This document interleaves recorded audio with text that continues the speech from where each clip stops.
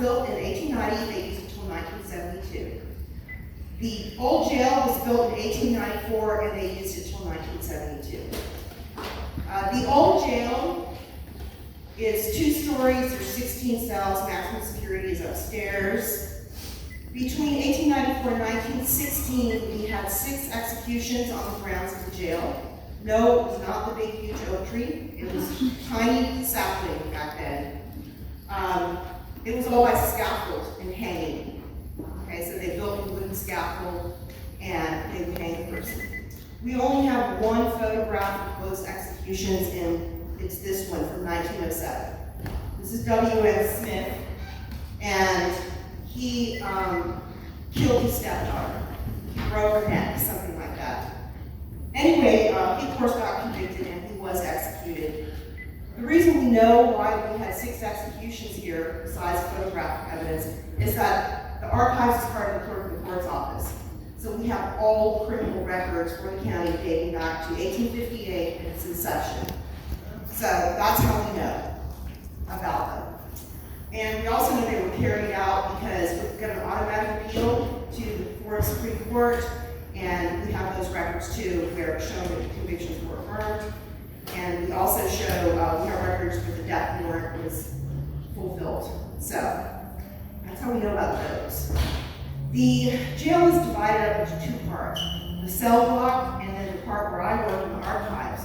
And that's where the jailers used to live. And they lived in there year-round, 24 hours a day. Today, the jail, a modern jail, is shift work. But back then, they lived here. So when I was telling you all about Jerry Knight, she grew up in the jail. So did a lot of other kids, right? And at night, they could hear the prisoners through the walls. And as a matter of fact, that's how an escape got thwarted one night, was because she and her sister heard some ruckus going on through the wall. And they told her dad. And he came around the corner just as they were lowering themselves down to the ground. He showed up with his gun, right back on him again, now he has some escape charges. So that was one of 2 escapes that we had from the jail. The other one, they saw their way through the cell bars, laid in wait for the jailer, and when he came in and hit him over the head, almost killed the man. This was 1964. They took off, but they were eventually caught. We have 1 documented suicide in the jail, and that happened in 1926. The jail held the mentally ill before they could have their court hearings to send them to a mental hospital, because we didn't have a hospital here at that time in Clay County. I think Clay County finally got a hospital like in the 1950s. Okay. We were a very rural county. That's not the way it is now. So this man was awaiting one of these court hearings, and he cut his own throat with a piece of tin. We also had an unattended death of a woman named Lizzie, and that was in the 30s, and she was also mentally ill. She was in there awaiting transport. Her medical records, the Baker Act records, and we have those for the clerk, indicated that she had had too many children, and she was tired, and that was her diagnosis. And she did have about 8 kids, and frankly, I guarantee you it was postpartum depression, right? So back then, they didn't know what they know now. We also have another documented suicide on the lawn of the courthouse between here and the jail, and that was in 1952, where a man stabbed himself to death. We don't know why he wasn't from here.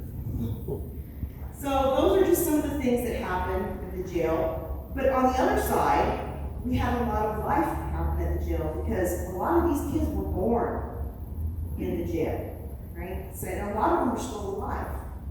So they come back and visit sometimes because this was their childhood home. So here in the courthouse is where we held all the trials, all those criminal trials. If you wanted to get married, this is where you came. If you wanted to come get a divorce, pay your taxes, file your tax deed, file your deed to your land. All of that kind of stuff happened in this building. Okay? A lot of stuff. So I've been working here since 2009, and everything that happens to me happens to me during the day when I'm here. I only had one thing happen one night when I was late, closing up after an event like this. But, I'm not gonna go into detail about it or what happened, because I want you all to experience things on your own. But you can definitely hit me up when you're out on breaks. Come knock on the door of the archive. I'm more than happy to talk to you. One of the big questions I get is, oh, do you know if there was a Kevin in the jail? Yes, I mean. Were the guards mean to you? Did you want to hurt the guards? Whoa. Okay. Wow.